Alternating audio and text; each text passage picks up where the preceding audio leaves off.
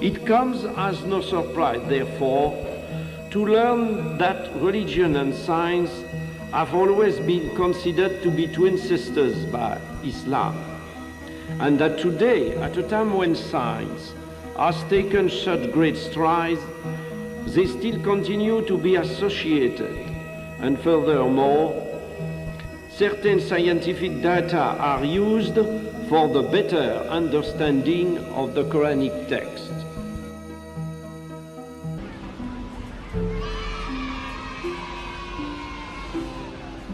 In 1935, I was 15 in a Christian college, and at that time, very important discoveries of necessarily human paintings in caverns in the south of Spain were made, and the specialists said, very likely, these paintings date back to about 15,000 years from now. In my book of religious teachings, it was written that the first appearance of man on earth dated back to about 40 centuries before Jesus. I said to him, what is the credible? The father said me, no, please don't confuse two things. You have the science and you have religion. If there is something which is not in accordance, it's the religion who said the truth. But I told him that it is impossible. It's a well-established fact. The first appearance of man on earth cannot be evaluated to this time. It is impossible. We were educated. Religion said something, and science said another thing. I said to myself, something is going wrong. In the Gospel of Luke, for example, you are between Adam and Jesus, 76 generations are mentioned. That is not possible. Exegetes in Christian or Jewish communities think that the religious teachings were inspired to the author of the Bible, but considering the things which are not religious teachings, it's a fact that they wrote according to the ideas, superstition, myth of their time. When I was at that time in approximately in the 40s, received Muslim patients in Paris, and when I had the opportunity to speak with many of them concerning their religion. For me, originally, I thought that the Quran was the work of a man. I took the decision to learn Arabic in Paris. I was 50 exactly at that time. The students are able to read the parts of the Quran which are not too much difficult, like most of the passages of Surah Al-Baqarah, for example, and at the same time, modern Arabic, like Al-Ayam min Taha Hussein, to compare the Arabic language of the Quran, Al-Fusha, with modern Arabic. That was an excellent thing for us to make a comparison and to feel that the language of the Quran was something without any comparison. When I finished my studies, thanks to God, I was in a position to read the Quran without any preconceived idea. We, at the beginning, without at all a belief in the fact that the Quran might be the word of God. I took notice of a lot of verses. At the end, that was approximately between 150 and 200 verses, and gathered all these verses by discipline, by chapters, and I was extremely embarrassed. I said to myself, but it appears to me that it is impossible, considering what was the history of sciences, that a man would have written that almost 14 centuries ago. In 1976, for the first time, in a lecture at the French Academy of Medicine in Paris, the word Quran appeared. They were stupefied, and the question which was put was the following one: are you sure that the text of the Quran we have now is the text of the old times. I said them, go to our national library and you will be able to find all texts of the Quran of the 8th century of the Christian era. And you will be in a position to compare the text of that time and the text which is widespread now. This was not an objection, that was a question.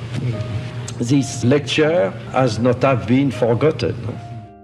The book appeared in 1976, and now it is a bestseller in France. The 13th edition in French was in preparation, and I have received last year the Golden Book Award. The publisher sent me that last year they printed in French 140,000 copies, not including the pocketbook editions to be sent to foreign countries. You do not think that it is a belief in Islam which would have been as the starting point of the thing.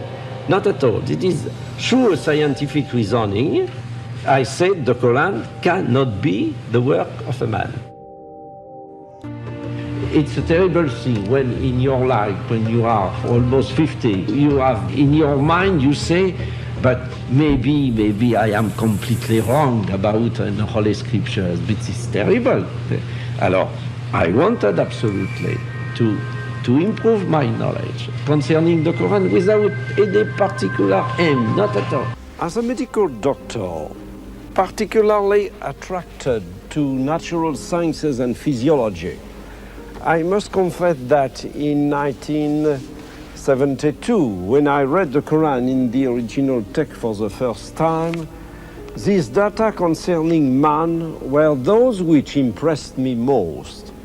And in view of the state of knowledge in Prophet Muhammad's day, it is inconceivable that many of the statements in the Quran which are connected with science could have been the work of any man.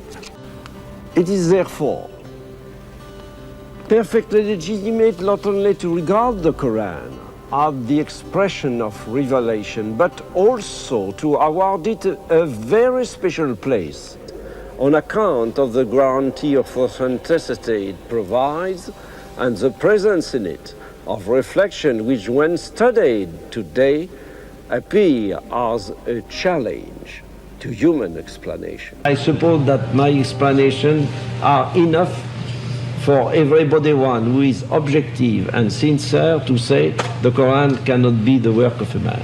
Suppose I was born in a Muslim family. Suppose my name would be Mohammed Boukai instead of Mori's Boukai. Be sure that I would have been very proud of that. Do you imagine that I would have made such a work? You will see, since you are young in the future, maybe after several decades, when I shall be a dead man, you will note that many people among the scientists are accepting to take into account this compatibility between religions and science. What I think is the truth, nothing more. For the Bible, always for the Quran. But for the Quran, I see that I could not find something in contradiction with science.